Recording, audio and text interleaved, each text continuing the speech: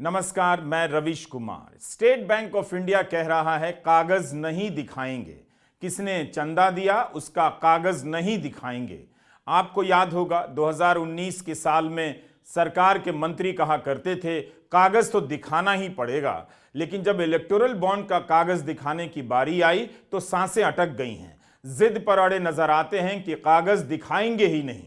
पत्रकार नितिन सेठी और तपस्या ने इलेक्टोरल बॉन्ड पर अपनी रिपोर्ट में लिखा है कि कोर्ट में अपनी दलील की तैयारी में सरकार ने दर्ज किया है कि खरीदार का रिकॉर्ड हमेशा बैंकिंग सिस्टम में रहता है और जब कोई जांच एजेंसी चाहे तो निकाला जा सकता है, मगर अब बैंक कह रहा है कागज नहीं दिखाएंगे।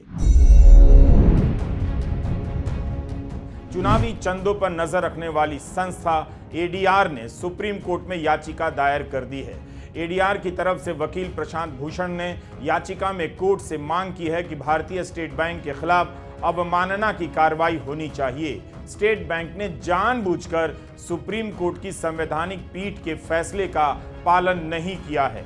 एडीआर ने अवमानना याचिका में एसबीआई की अपील को चुनौती देते हुए कहा है कि यह पूरी तरह से दुर्भावनापूर्ण है और लोकसभा चुनावों से पहले पारदर्शिता के प्रयासों को विफल करने की कोशिश है। एडीआर ने यह भी कहा है कि भारतीय स्टेट बैंक के पास इलेक्टोरल बॉन्ड पर जानकारी को तेजी से जमा करने और प्रकट करने के लिए आवश्यक बुनियादी ढांचा मौजूद है।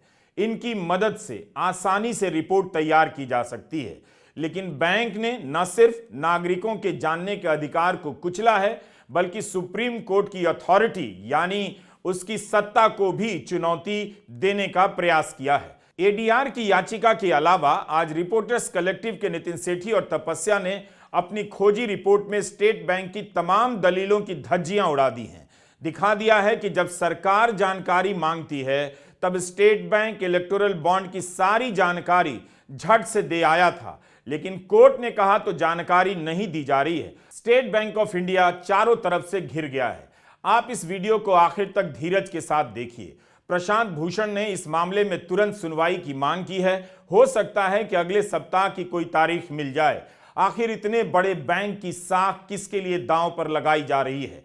15 फरवरी को फैसला आने के बाद से केंद्र सरकार चुप हो गई, स्टेट बैंक चुप हो गया।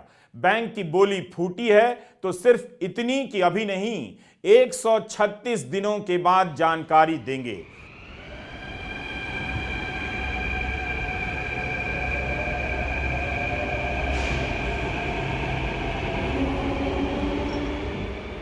नागरिकों को क्यों 136 दिनों का इंतजार कराया जा रहा है, जब खुद मोदी सरकार एक दिन अपना प्रचार नहीं रोक सकती है? ऐसा घनघोर प्रचार चल रहा है कि लगता है अब कोई खाली जगह नहीं बची है। इन विज्ञापनों में मोदी हर चीज की गारंटी दे रहे हैं, लेकिन इलेक्टोरल बॉन्ड की सूचना की गारंटी क्यों नहीं दे सकते? नागरिक संगठन जिस सूचना के लिए 2018 से लड़ रहे हैं, उन्हें अगर तय समय पर सूचना नहीं मिलेगी, जनता को सूचना नहीं मिलेगी, तब फिर सुप्रीम कोर्ट के आदेश का और 136 दिनों के बाद आने वाली सूचनाओं का क्या महत्व रह जाएगा? सरकार अपने काम के बारे में प्रचार क्या एक दिन भी रोक सकती है? जब वो नहीं रोक सकती, तब फिर नागरिक 136 दिनों तक क्यों इंतजार करें?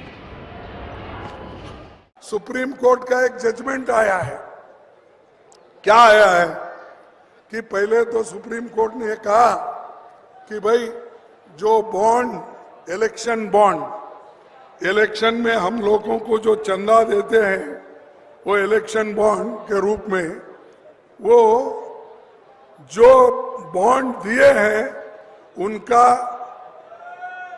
उनका बॉन्ड दिए लोगों का नाम तुम पब्लिश करो। कौन किस के पास ये बॉन्ड लिए हैं उनका नाम प्रकट करो, ये सुप्रीम कोर्ट ने कहा। लेकिन ये कहता है कि हमारे पास अभी उतने आंकड़े नहीं मिले, जल्दी नहीं कर सकते, हम खुलासा करेंगे नाम का जून के बाद। अरे आपके पास नाम है तो खुलासा क्यों नहीं करते? ये जो है बीजेपी की बात सुन के आज उन लोगों का नाम खुलासा नहीं कर रही जो उनको चोरी से बॉन्ड दिए, जो ईडी में उनको क्लीन करने के लिए जो उनके पास पैसे लिए, उनका नाम खुलासा नहीं करना चाहते। ये है मोदी जी, दिखाते एक, करते एक, और जो पैसे उनको दिए उनका नाम बताने में क्या हर्ज है भाई? क्यों आप छुपा रहे हो? क्यों आप बंद कर रहे हो? इसका मतलब यही है कि ये सारे लोग चोरी करके चंदा जमाए हैं और उसके नाम पे वो लोग और भी चंदा लूटना चाहते हैं। सुप्रीम कोर्ट ने इलेक्टोरल बॉन्ड को रद्द करते हुए कहा था कि यह बॉन्ड सूचना के अधिकार के विरुद्ध है, असंवैधानिक है। अगर समय पर सूचना न मिले तो इसका महत्व और असर दोनों नहीं रह जाता। इसीलिए कहा जाता है कि आरटीआई के साथ जब भी छेड़छाड़ हो, नजर रखिए। मीडिया आपके देश में खत्म हो चुका है। आरटीआई ही जानने का आखिरी सहारा है, कुछ भी जानने का। इसलिए इस पर नजर रखिए। हो सके तो यह किताब भी पढ़ लीजिए और समझ लीजिए कि कानून में लिखा है कि आरटीआई के तहत आपको 30 दिनों के भीतर ही सूचना मिलेगी। पहली अपील में भी अधिकतम 45 दिन दिए गए हैं। इन दोनों को मिलाकर 75 दिन लगते हैं और यहां स्टेट बैंक 136 दिन मांग रहा है। आरटीआई एक्ट में सूचना का समय तत्काल बताया गया है। अगर समय का संबंध सूचना से नहीं होता तो एक्ट की पहली लाइन में समयबद्ध तरीके से सूचना देने का जिक्र ही नहीं होता। सुप्रीम कोर्ट की संविधान पीठ ने इलेक्टोरल बॉन्ड को इसी आधार पर रद्द किया कि यह सूचना के अधिकार के विरुद्ध है। अब अगर 15 मार्च तक जानकारी नहीं दी जाएगी तब एक बार फिर से आपके सूचना के अधिकार का उल्लंघन होने जा रहा है। इलेक्टोरल बॉन्ड ने बीजेपी को सबसे अमीर पार्टी बना दिया है। मीडिया में छपे आंकड़ों के अनुसार बॉन्ड से पहले 2012 से लेकर 2017 के बीच यानी 5 साल में बीजेपी को 3,393 करोड़ का चंदा मिला और बॉन्ड स्कीम आने के बाद 2023 तक बीजेपी को 6,500 करोड़ से अधिक का चंदा मिला। चंदा करीब करीब डबल ही हो जाता है।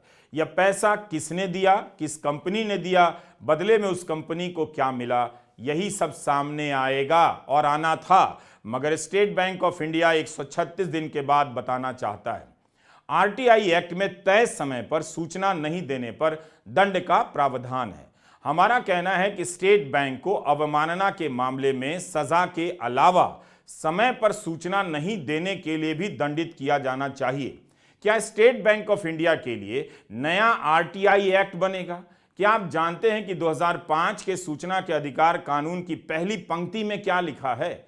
सूचना का अधिकार अधिनियम 2005 सरकारी सूचना के लिए नागरिकों के अनुरोध पर समयबद्ध रूप से उत्तर देने का अधिदेश करता है। इसमें आगे लिखा है कि सूचना को तत्काल खोजने के लिए नागरिकों को सूचना का अधिकार पोर्टल गेटवे उपलब्ध कराता है। 2004 में मनमोहन सिंह की सरकार आई।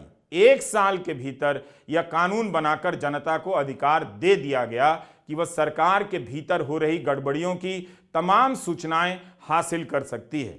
उस कानून में यह भी लिखा था कि सरकार नागरिक को आसान और समझ आने वाली भाषा में सूचना देगी। कानून बनाने वालों को तब पता था कि अधिकारी अपनी गोलमोल कानूनी भाषा में उलझा देंगे। क्या मोदी सरकार ऐसा कानून बना सकती थी? इलेक्टोरल बॉन्ड बना लाई, आरटीआई का उल्लंघन करते हुए पकड़ी गई कि किसी को पता ना चले पैसा कौन दे रहा है, ऐसा कानून ले आई। इलेक्टोरल बॉन्ड का कानून आरटीआई की हर भावना का उल्लंघन करता है, इसीलिए तो रद्द किया गया। आरटीआई कानून में एक और जरूरी प्रावधान है। अगर जीवन या किसी व्यक्ति की स्वतंत्रता से संबंधित जानकारी हासिल करनी हो तो उसे 48 घंटे के भीतर जानकारी देनी होगी।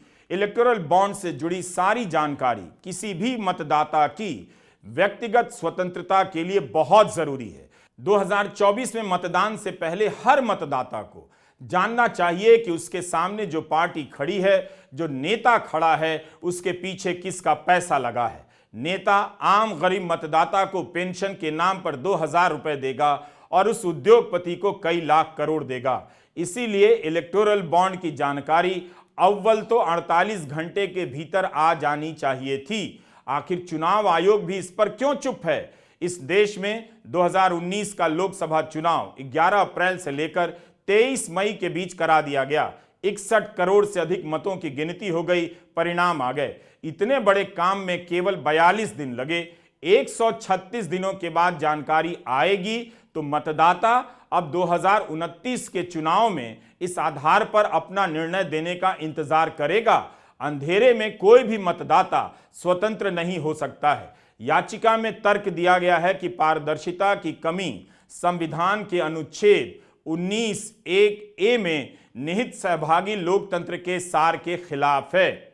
ये एडीआर की याचिका में है। संविधान पीठ के फैसले का सारा महत्व समाप्त हो जाएगा अगर चुनाव से पहले जानकारी नहीं आएगी।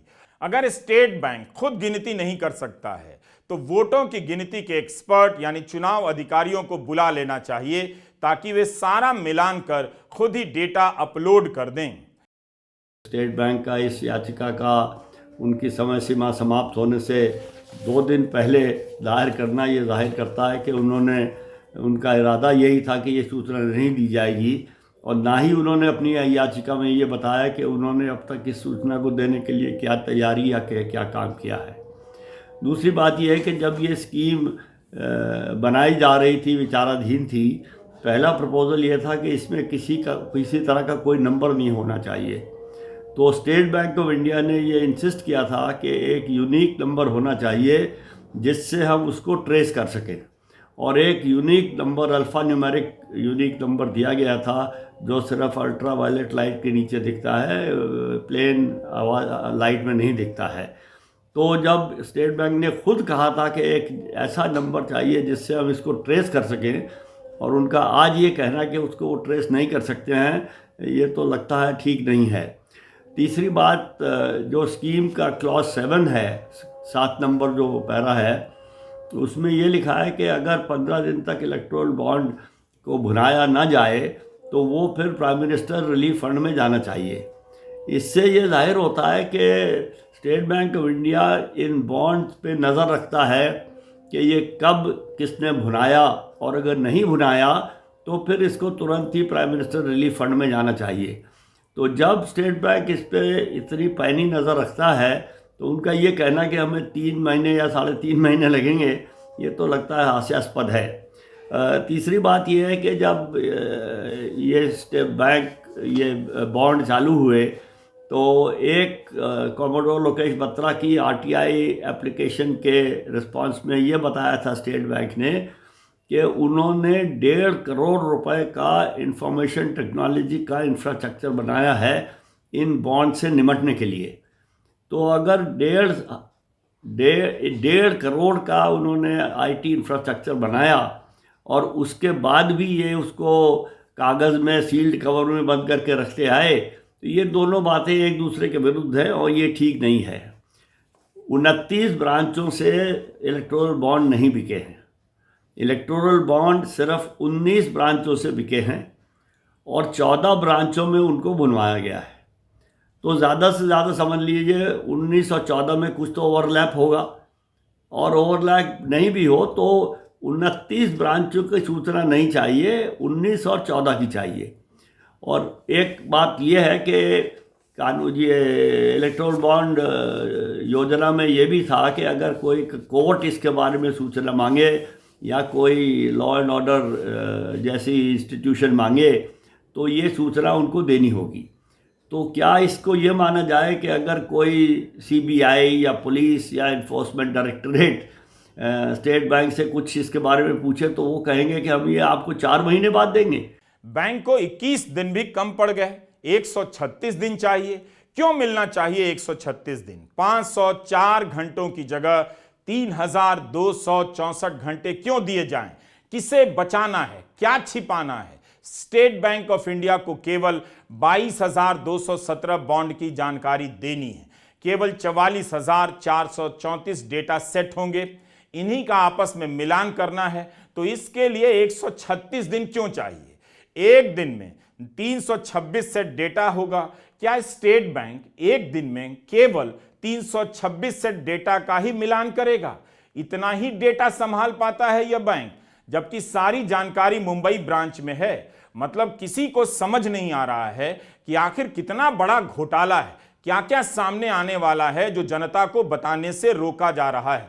प्रशांत भूषण ने अपनी याचिका में आरोप लगाया है कि स्टेट बैंक जानबूझकर जानकारी रोकना चाहता है, जबकि बैंक के पास हर एक बॉन्ड के नंबर हैं, जिसने खरीदा है उसकी पूरी केवाईसी है, नाम है, पता है, नंबर है। फिर भी देरी नहीं होनी चाहिए। एसबीआई पर दबाव कौन डाल रहा है? अगर आपको लगता है कि एसबीआई दबाव में काम नहीं करती है, तब आप इस खबर को देखिए। नितिन सेठी ने नवंबर 2019 में हफ पोस्ट के लिए रिपोर्ट किया था कि सरकार ने एसबीआई को आदेश दिया था कि वो एक्सपायर हो चुके बॉन्ड को भी स्वीकार करे, जबकि कानून के मुताबिक इसकी अनुमति नहीं थी। मई 2018 में कर्नाटका चुनाव का नतीजा आया, जिसमें किसी भी दल को बहुमत नहीं मिला। चुनाव से कुछ दिन पहले ही प्रधानमंत्री कार्यालय ने वित्त मंत्रालय को आदेश दिया कि 10 दिनों के लिए एक खास खिड़की खोली जाए, जिसमें एक्सपायर हो चुके बॉन्ड खरीदे जा सकें। इस खिड़की के खोलने के आदेश भी तय सीमा से अलग थे, और नितिन सेठी ने अपनी रिपोर्ट में लिखा था कि वित्त मंत्रालय के आदेश पर बैंक द्वारा इनको भुनाया जाना भी मनी लॉन्ड्रिंग के कानून के विरुद्ध था। वित्त मंत्रालय ने यह फैसला तब लिया जब बॉन्ड की धारक पार्टियां देरी से एसबीआई के पास गईं और मांग करने लगीं कि एक्सपायर हो चुके बॉन्ड को भुनाने की अनुमति मिले। ये बॉन्ड किस पार्टी और पार्टियों के लिए थे, इसकी जानकारी उस रिपोर्ट में नहीं थी, मगर 10 करोड़ का चंदा तब भुनाया गया था। वित्त मंत्रालय के जिस सचिव ने उन बॉन्ड को भुनाने की अनुमति दी थी, उन्होंने इलेक्टोरल बॉन्ड की प्रक्रिया में अहम भूमिका निभाई थी। आज वही सुभाष चंद्र गर्ग मीडिया में बयान दे रहे हैं कि एसबीआई को यह जानकारी निकालने में एक दिन से ज्यादा का समय नहीं लगना चाहिए। क्या आपको गोदी मीडिया यह सब बता रहा है? आखिर मीडिया इस देश की जनता को अंधेरे में क्यों रखना चाहता है? कब तक धर्म की बातें होती रहेंगी और इन पर पर्दा पड़ा रहेगा? प्रधानमंत्री परिवारवाद पर ही भाषण देते हैं, असंख्य रैलियों में परिवारवाद पर बोले जा रहे हैं, लेकिन इलेक्टोरल बॉन्ड पर एक शब्द नहीं कह पाते हैं। और अब स्टेट बैंक कह रहा है कि चुनाव से पहले कागज नहीं दिखाएंगे।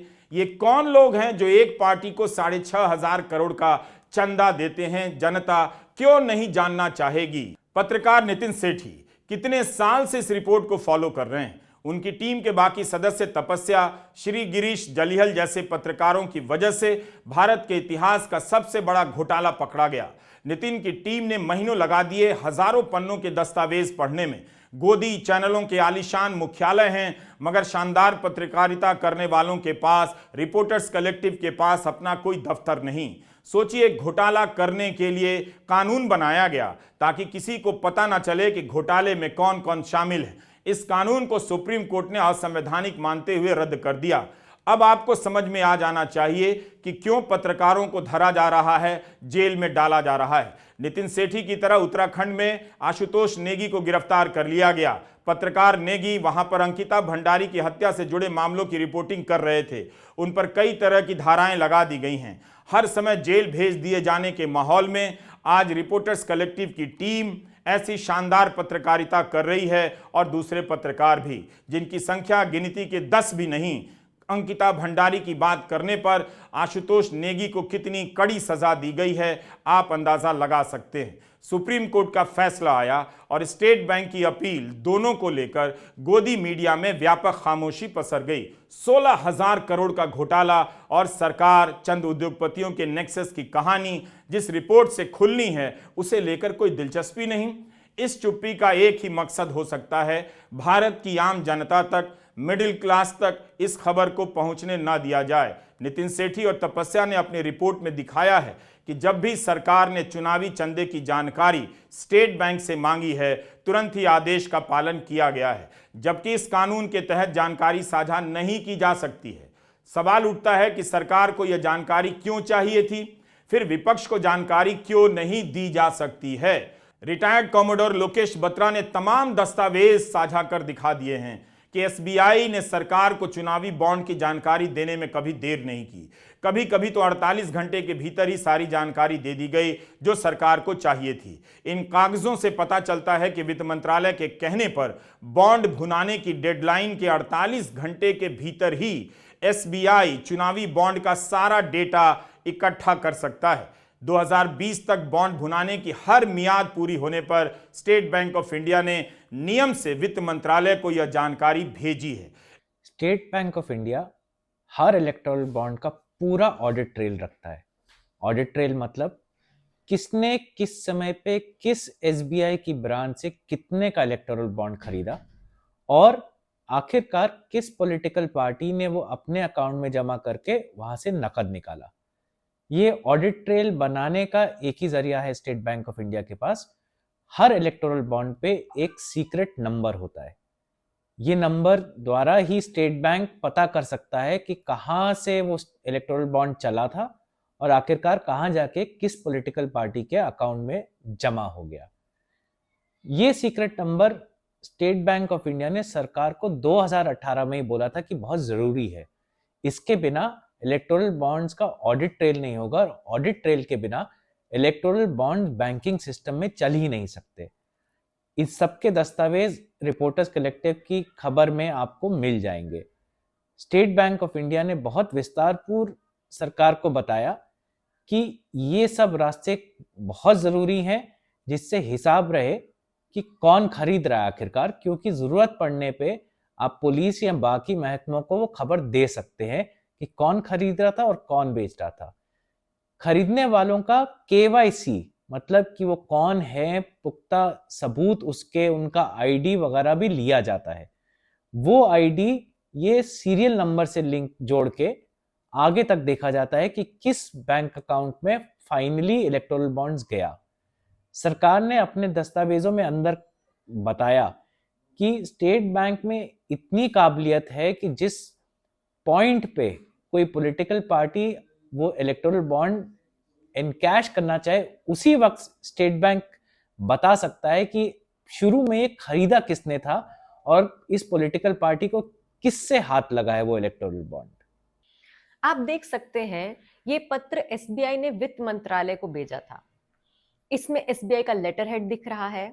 इस पत्र में एसबीआई ने मिनिस्ट्री को इलेक्टोरल बॉन्ड्स के बारे में बहुत ही बारीक जानकारी दी है।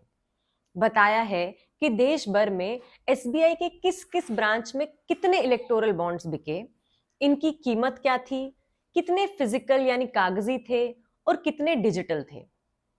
सबसे बड़ी बात यह है कि पत्र 27 जुलाई 2018 का है और इसी में लिखा है कि उस चरण में इलेक्टोरल बॉन्ड के रिडेम्पशन यानी नकदीकरण की आखिरी डेट 25 जुलाई थी। नकदीकरण मतलब पॉलिटिकल पार्टी बॉन्ड का पैसा अपने अकाउंट में जमा करवाती है। अब आखिरी डेट जुलाई 25 थी, यानी सिर्फ 2 दिन में एसबीआई ने इलेक्टोरल बॉन्ड्स के खरीद और नकदीकरण की जानकारी वित्त मंत्रालय को दे दी थी। एसबीआई खरीदे और पार्टी द्वारा भुनाए जाने वाले सभी बॉन्ड का ऑडिट ट्रेल रखता है। इस ट्रेल को हर बॉन्ड पर लिखे एक सीरियल नंबर के माध्यम से रखा जाता है। 2018 में जब स्कीम लॉन्च हुई तब बैंक ने जोर दिया कि बॉन्ड पर सीरियल नंबर होना चाहिए। रिपोर्टर्स कलेक्टिव की रिपोर्ट में इन दस्तावेजों को भी शामिल किया गया है जिनमें बैंक ने लिखित रूप से सरकार से कहा है बिना सीरियल नंबर कोई भी ऑडिट ट्रेल नहीं होगी जिसके माध्यम से आंतरिक रूप से नियंत्रण रखा जा सकेगा। फरवरी 2018 के इस दस्तावेज में आप देख सकते हैं कि इलेक्टोरल बॉन्ड के सुरक्षा मानकों को लेकर हुई बैठक में सुझाव दिया गया था कि नंबर छापने के लिए इनविजिबल फ्लोरेसेंट लाइट का इस्तेमाल हो सकता है जो केवल अल्ट्रावायलेट रोशनी में दिखाई दे। रिपोर्टर्स कलेक्टिव ने जिन दस्तावेजों के आधार पर अपनी रिपोर्ट तैयार की है उन्हें भी वेबसाइट पर डाल दिया गया है ताकि आप भी इसकी जांच कर सकें। सुप्रीम कोर्ट से इसी स्टेट बैंक ने कहा था कि इलेक्टोरल बॉन्ड से जुड़ा सारा डेटा मुंबई की ब्रांच में मौजूद है। अब कह रहा है दानदाता दान पाने वाली पार्टी का डेटा अलग अलग साइलों में रखा गया है, अलग अलग जगहों में, इसलिए समय चाहिए सबको मिलाने में। इतना बदलाव कैसे आ गया? क्या कानून में लिखा है कि इलेक्टोरल बॉन्ड केवल फिजिकल रूप में ही रखा जाएगा? इसका कोई डिजिटल प्रमाण नहीं होगा? क्या केवाईसी फिजिकल रूप में ही की गई है? ऐसा होता तो फिर इतने सारे डिजिटल प्रमाणों के सबूत कहां से आ जाते? जाहिर है मामला गंभीर है और सारी कोशिश यही है कि विवाद टल जाए, इस बीच कोई ना कोई बड़ा मामला आ जाए, टॉपिक बदल जाए, किसी तरह इलेक्टोरल बॉन्ड के घोटाले को जनता तक नहीं पहुंचने दो। अक्टूबर 2017 का यह दस्तावेज सबकी पोल खोलता है, सूचना के अधिकार से हासिल है और नितिन सेठी की रिपोर्ट का हिस्सा है। इस पर प्रशांत गोयल के दस्तखत हैं, जो उस समय बजट सचिव थे। वित्त मंत्रालय ने माना है कि जैसे ही बॉन्ड को कोई भुनाता है, स्टेट बैंक ऑफ इंडिया को पता चल जाता है दान देने वाला कौन था, पैसा किस राजनीतिक दल को मिला। अगर बॉन्ड खरीदने वाले का नाम नहीं होगा तभी भी स्टेट बैंक को पता चलेगा, क्योंकि बिना केवाईसी के आप बॉन्ड खरीद ही नहीं सकते। स्टेट बैंक ऑफ इंडिया की दलीलें बहुत कमजोर मालूम पड़ती हैं। सुप्रीम कोर्ट उसके खिलाफ अवमानना की कार्रवाई करेगा या नहीं? क्या स्टेट बैंक ऑफ इंडिया को 136 दिनों की मोहलत मिल जाएगी? कई सवालों के जवाब आने बाकी हैं। फिलहाल जो रिपोर्ट आ रही है उससे यही पता चल रहा है कि हर हाल में जानकारियों को रोका जाए। हम कहां आ गए हैं? एक बैंक सुप्रीम कोर्ट के आदेश का पालन नहीं कर रहा है। इस बॉन्ड के पीछे का खेल खेलने वालों का आत्मविश्वास कितना बढ़ गया होगा। यही कि वो जो चाहेंगे अब वही होगा। मदारी डमरू बजाएगा, जनता नाचती रह जाएगी। नमस्कार, मैं रवीश कुमार।